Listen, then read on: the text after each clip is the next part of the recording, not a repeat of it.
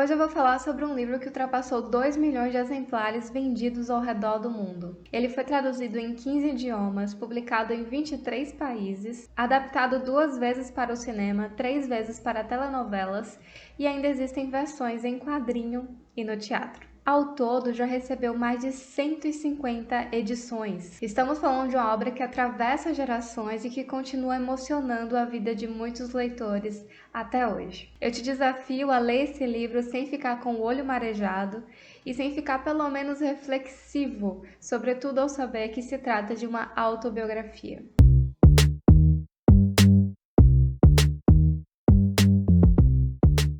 Oi, tudo bem? Meu nome é Gisele e seja muito bem-vindo ao meu canal. Vamos conversar hoje sobre O Meu Pé de Laranja Lima, escrito por José Mauro de Vasconcelos. Esse livro ele foi publicado em 1968 e trata-se de uma obra infanto-juvenil autobiográfica. Nela, o José Mauro ele vai revisitando a sua infância, que foi bastante dura e sensível. O livro funciona como uma autobiografia ficcional, porque o autor ele revisita as suas lembranças, suas memórias e transforma elas em narrativa. Em poucas páginas já notamos que Zezé, esse meninozinho aqui de 5 anos de idade, ele é brilhante e muito desenvolto para a idade dele. Ele só tem 5 aninhos. Ele chega a aprender a ler antes mesmo de ir para a escola e sem que ninguém lhe ensinasse. Mas apesar da sua inteligência e da sua sensibilidade, Zezé era um menino muito levado. Ele sempre estava fazendo traquinagem. Sabe aquela criança que não fica quieta? Era tipo Zezé. Sempre se metia em confusão. Por aprontar tanto, ele apanhou muito dos seus pais e dos seus irmãos. Do livro diz o seguinte: aprendia descobrindo sozinho, e fazendo sozinho, fazia errado. E fazendo errado, acabava sempre tomando umas palmadas. O problema é que essas palmadas elas não eram tão leves assim. Vão existir alguns episódios que vocês vão se deparar com cenas bem violentas. Essas surras, no entanto, não solucionaram o problema. Não tiveram o efeito esperado de educar o menino. Muito pelo contrário, ele manteve o mesmo comportamento, ele continuava fazendo traquinagens. Viviam dizendo no livro que ele era encapetado, que tinha um diabo no corpo, e isso foi ficando na cabeça dele a ponto dele acreditar que isso era verdade. E por acreditar nisso, ele pensou que ele merecia sofrer. Ele achava que Jesus não gostava dele. Na página 51 diz o seguinte: por que o menino Jesus não gosta de mim? Ele gosta até do boi e do burrinho do presépio, mas de mim não. Ele se vingava porque eu era afilhado do diabo. Se vingava de mim, deixando de dar presente ao meu irmão. Mas Luiz não merecia isso, porque era um anjo. Nenhum anjinho do céu podia ser melhor do que ele. Luiz é o irmãozinho mais novo de Zezé. E só para vocês entenderem melhor esse pensamento, foi num contexto em que foi uma época de Natal, em que Zezé e o seu irmãozinho mais novo, eles estavam percorrendo um longo trajeto para chegar até um carro que estava doando brinquedos para crianças mais pobres. Mas por conta da distância, eles não conseguiram chegar a tempo. Daí Zezé e Luiz não conseguiram pegar um presente de Natal para eles. O interessante nessa história é que ele não aprontava com as pessoas que ele tinha muito apreço. E eram justamente as pessoas que gostavam de escutar ele, que respondiam às suas perguntas e que eram carinhosas com o menino. Mas poucos tinham essa paciência. Por conta disso, ele era um menino muito solitário. O que esperavam dele era a postura de um menino que não aprontasse, que não conversasse muito, que não fosse curioso, que não fosse perguntador. Talvez eles quisessem que Zezé amadurecesse muito mais rápido e fosse um adulto. Até porque crianças brincam, aprontam, conversam e são muito curiosas. Outro ponto importante é que Zezé e a sua família eram muito pobres. O pai dele encontrava-se desempregado e a mãe era a única que trabalhava dentro de casa, para sustentar uma casa cheia ela tinha vários filhos. Tinha o Zezé, a Glória, Totoca, Lalá, Jandira e Luiz. Diante dessa conjuntura em que a mãe ela não era muito presente dentro de casa porque ela vivia trabalhando, Os irmãos mais velhos eram os que cuidavam dos irmãos mais novos. Por causa da situação financeira bastante delicada, a família estava com aluguel atrasado e eles não conseguiam pagar mais as contas. Desse modo, eles precisaram procurar um outro imóvel para se alojarem. Chegando lá, eles viram que a casa era rodeada por várias árvores.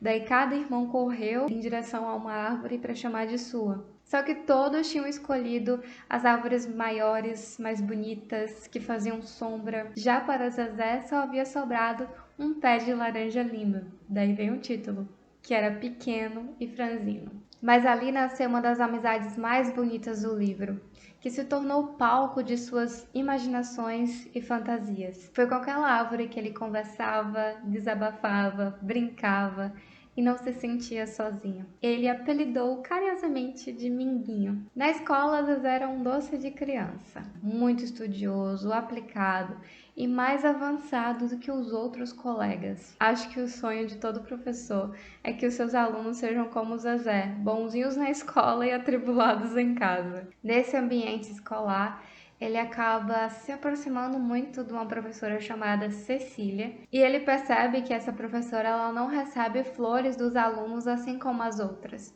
Comovido por causa disso, ele passa a roubar, a furtar flores de um quintal alheio e dá para sua professora para que na mesa dela sempre esteja uma florzinha, assim como as outras professoras. A lógica que ele usa para furtar é que ele diz que todas as coisas são de Deus, então ele não está furtando. E um dos motivos dele fazer isso pela professora é porque ela sempre compra lanches para ele. E ele não leva merenda para a escola porque ele não tem condições para isso. Diz no livro que ele não era aqueles meninos que podiam levar merenda por causa da pobreza. Na página 121 diz o seguinte: Dona Cecília Paim conhecia de longe a nossa pobreza.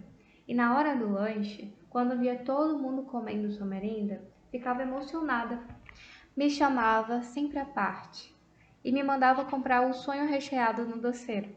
Ela tinha tamanha ternura por mim que eu acho que ficava bonzinho, só para ela não se decepcionar comigo. E para vocês verem que Zezé era um menino tão bonzinho e não encapetado, por mais que ele tenha sido muito traquino, às vezes ele não aceitava o lanche dado pela professora, porque ele dizia que tinham outras crianças que não tinham como merendar, que não tinham como levar lanche para a escola. Daí ele fazia questão de dividir o lanche com essas crianças e até sugeriu que a professora comprasse para outras crianças e não só para ele. Zezé também gostava de brincar de morcego, que basicamente é se agarrar na traseira do carro e pegar carona sem que o motorista percebesse. Mas a maior vontade do Zezé e de outros meninos era fazer isso no carro de um português chamado Manuel Valadares, porque o carro do homem era muito bonito e, segundo Zezé, bem tratado. Na página 107 diz o seguinte: